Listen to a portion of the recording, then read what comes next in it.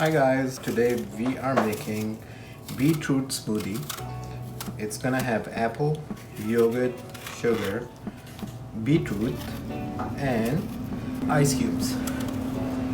So stay tuned and enjoy the video.